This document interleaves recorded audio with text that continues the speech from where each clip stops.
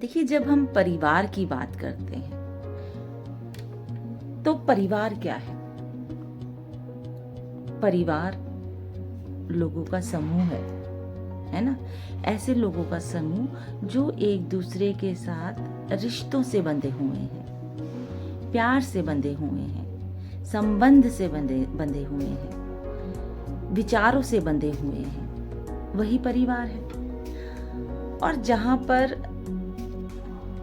जो परिवार में रहने वाले लोग हैं, वो जब इन चीज़ों से बंधे ही नहीं किसी भी तरह से, या तो बड़ों की कमी से या फिर अपने स्वार्थ से, अपने स्वार्थ के कारण नहीं बंधे। स्वार्थ बहुत तरह का होता है कि हम अकेले ही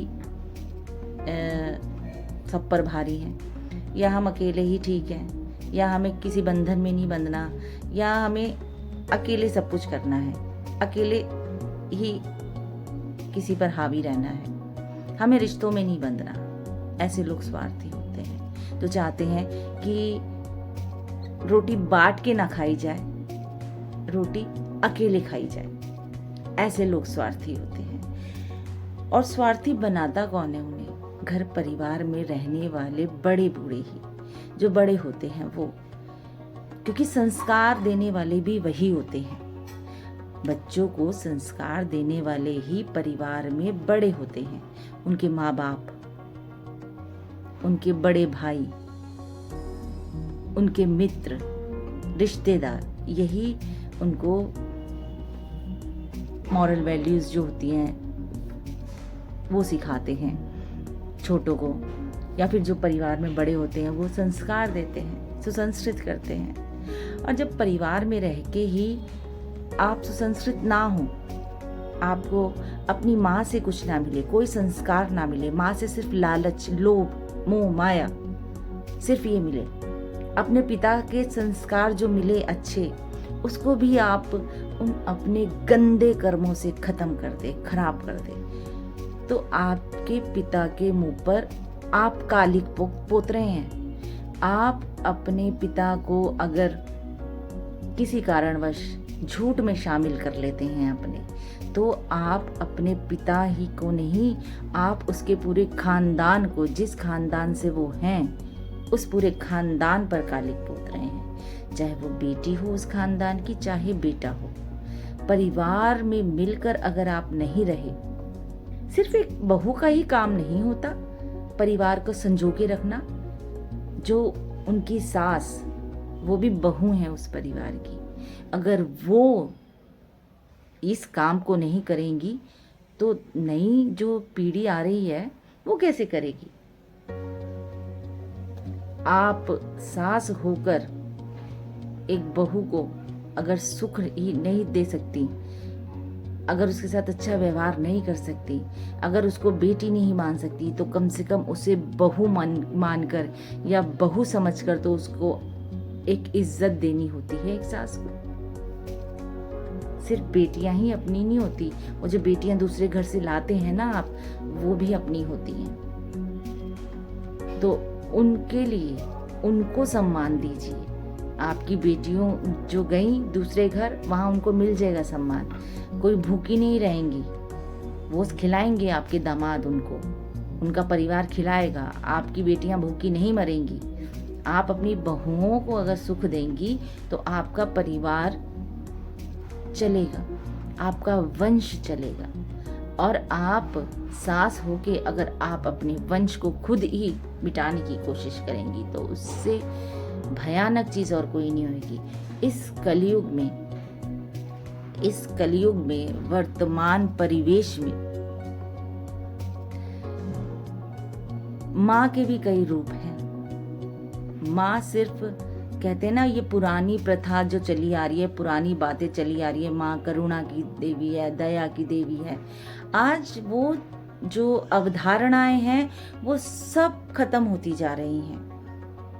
कहते हैं कि डायन भी साथ घर छोड़कर वार करती है, मगर इस वर्तमान परिवेश में कलयुग की माँ, कलयुग की बहन सिर्फ और सिर्फ सबसे पहले अपने घर में ही वार करती हैं, अपने घर के परिवार के लोगों को का ही सर्वनाश करती हैं, और उनका सर्वनाश करने से पहले खुद का ही सर्वनाश हो जाता है। तो ईश्वर यही कहता है कि तुम पृथ्वी पर बोझ हो, तो तुमने अपने जीवन में किसी को तो सुख से रहने दिया नहीं, किसी का अच्छा करा नहीं, किसी का भला करा नहीं, तो तुम मेरे पास ही आ जाओ वापस। तो वो बुला लेते हैं ईश्वर उनको अपने पास।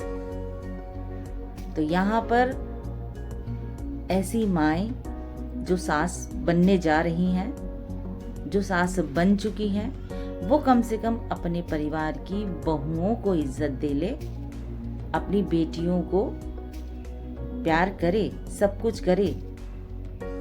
देना लेना सब कहते हैं ना, एक नसीब का होता है। अपनी बहुओं को भी कुछ उनकी तरफ भी देखिए, वो भी किसी घर की बेटी हैं, वो भी उनके भी कोई माँ बाप हैं। वो अपने माँ बाप को छोड़ के आपके घर में आती हैं, और आप उन्हें क्या देते हैं सास बन के? आप उन्हें देते हैं सिर्फ प्रताड़ना, सिर्फ मजबूरी, सिर्फ डर, और अंत में धोखा। वो भी अपनी बेटी के साथ मिलकर, अपनी बेटियों के साथ मिलकर धोखा। और खानदान पे बट्टा लगाने का काम भी आप लोग ही करते हैं। और अगर कोई बहू ऐसा काम कर देती है तो उसे दुनिया में बदनाम कर देते हैं, आप जैसी सासें और आप जैसी सासों की बेटियां। तो ऐसी सासें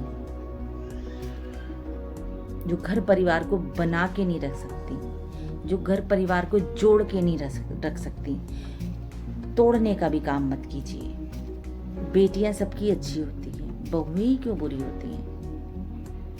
कम से कम उन बहुओं को बेटी बना कर देखिए, और अपनी बेटी का इन्वॉल्वमेंट अपने घर में कम कीजिए। तो आपको अपनी बहू की कीमत, आपको अपनी बहू की जो अहमियत पता चलेगी। एक बहू, कहीं कहीं बहुत से घरों में क्या होता है कि बहुएं कमाती भी हैं, सास का भी करके जाती हैं, ससुर का भी करके जाती हैं, पति का भी करके जा रही हैं, बच्चों का भी करके जा रही हैं, फिर भी उनकी कोई इज्जत नहीं। क्यों नहीं? क्योंकि जो उनके घर में बड़ी हैं वही उनको तानाकशी करती हैं, उनको बुरा भला कहती हैं। कभी कभी तो इतना तक कह देती हैं, हमें क्या पता बाहर जा रही है, हमें क्या पता कहाँ जा रही है ना। तो बहुओं को ये चीजें भी सुननी पड़ती हैं। तो समाज को बदलने के लिए सबसे पहले स्वयं को बदलना जरूरी है। और जो बेटियां शादी होने के बाद अपने घरों में कम ध्यान देती हैं और अपने भाई भाभी के घर में ज्यादा, तो वो भी जरा ध्यान रख लें, समय उनका भी आएगा। घर में बच्चे उनके भी होंगे। जो चीज वो आज अपने मैके में कर रही हैं, कल को आपके घर में भी ये चीज होगी।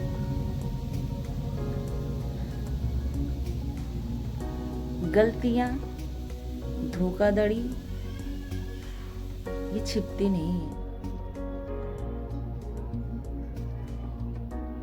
तीज का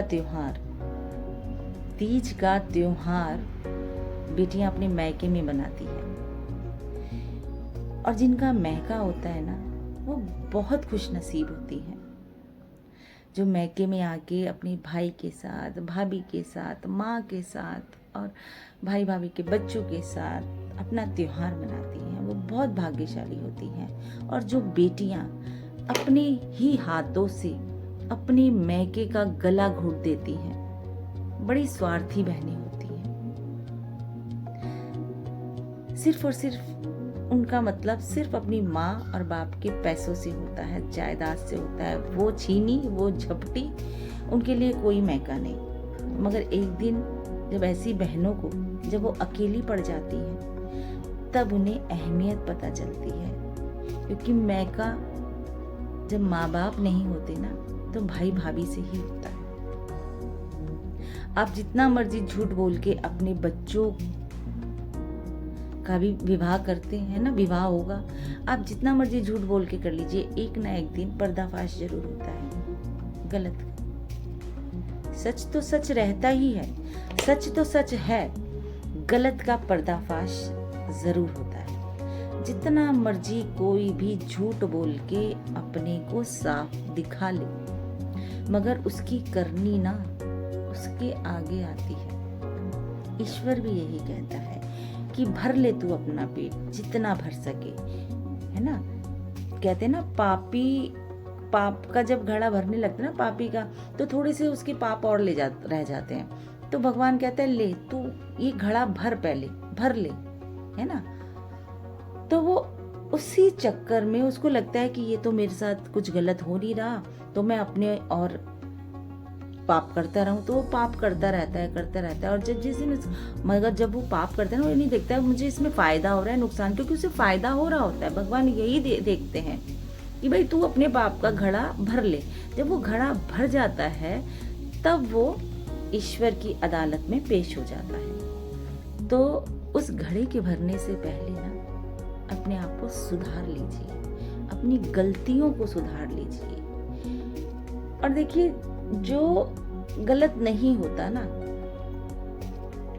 उसे पता होता है, और सामने वाले को ही पता होता है ये गलत नहीं है, गलती मेरी तरफ से हुई है, मैंने करा है। और कहीं ना कहीं अगर वो सही होगा, उसके मन में कहीं ना कहीं इंसानियत होगी, तो जरूर वो अपने मन को कोसेगा कि मैंने किस घड़ी में ये काम किया था, कौन सी घड़ी थी कि मेरी बुद्धि भ्रष्ट हो गई थी। बुद्धि भ्रष्ट करवाने बहुत से लोग आ जाते हैं, अपने ही पास के होते हैं। बुद्धि भ्रष्ट करने वाले अपने ही पास के होते हैं। अब देखिए एक वाक्य मैं आपको बताती हूँ। एक लड़की ने ऐसा ही किया, जो उसका पति था, पति से उसका कोई मतलब नहीं था, पति उसे टॉर्चर करता था। अपनी माँ को वो हर रोज अपने पति की बदतमीजियों के बारे में या अपने ससुराल में जो भी होता है, पता नहीं उसके साथ होता था या नहीं होता था, मगर वो अपनी माँ को यही बताती थी कि मैं बहुत दुखी रहती हूँ और मेरा आदमी मुझे रोज मारता है, टॉर्चर करता है, सुख से नहीं रहने देता, मुझे पैसे नहीं देता। माँ से पैसे भी ले जाती थी क्योंकि आदमी देता नहीं था, मुझे कहीं जाने नहीं देता। मगर वही आदमी के साथ मिलकर जो आदमी उसको सुख नहीं देता था, माँ कहती है, जो आदमी उसको पैसे नहीं देता था, जो आदमी उसे कहीं भेजता नहीं था, जो आदमी किसी परिवार वालों के साथ, खानदान वालों के साथ रिश्ता रखने के लिए नहीं कहता था, जो आदमी अपनी बीवी की, माँ की, मतलब अपनी सास की इज्जत उतार देता था, गालियां देता था, वही आदमी ने मजबूरी का फायदा उठाकर अपनी सास के साथ भला बन गया। उस समय तो बेटी ने भी और माँ ने भी, और दामाद जो बिल्कुल माँ की नजरों में नीच इंसान था, जो वो कहती थी, हर रोज कहती थी कि ये आदमी मर जाए, जिस दिन मरेगा मैं घी के दीपक जलाऊंगी। अपने दामाद के लिए कहती थी वो, जिस दिन ये मरेगा मैं घी के दीपक जलाऊंगी। उसी दामाद के साथ उसी बेटी ने मिलकर अपने भाई का घर बर्बाद कर दिया, माँ के साथ मिलकर। दामाद, माँ और बेटी के दोनों बच्चों ने, ऐसे बच्चे जिनको कोई संस्कार ही नहीं दिए उस बेटी ने, ऐसी माँ जिसने अपनी बेटी को संस्कार नहीं दिए, ऐसी बेटी जो अपने आदमी के लिए गलत बोलती है, जो अपने पति के लिए अपनी माँ से मिलकर गलत बोलती है, वो आदमी घर में घुस के उसी के भाई, और बेटी भी साथ थी उसमें, उसकी बीवी साथ थी, मिलकर षड्यंत्र रचाया। और वो बेटा जो अपने पिता के मरने के बाद अपनी माँ को सबसे पहले रखता था, अपने परिवार से सबसे पहले रखता था, उस माँ ने उस बेटे की पीठ में खंजर घोंपा। ऐसी माँ के लिए आप क्या कहेंगे?